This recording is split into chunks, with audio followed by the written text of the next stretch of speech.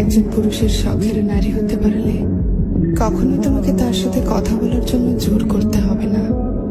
তোমার সাথে কথা বলার জন্য আগ্রহ তার এমনিতেই বাড়বে। তাকে বোঝাতে হবে না তুমি অভিমান করেছ, সে এমনিতেই বুঝে যাবে।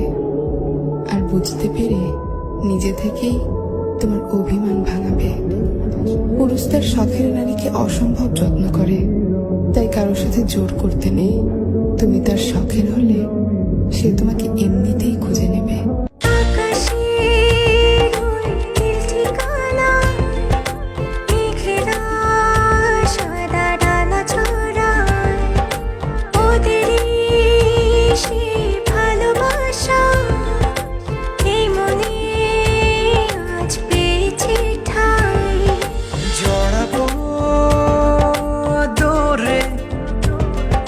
তোমাকে অনুভবে আকাশে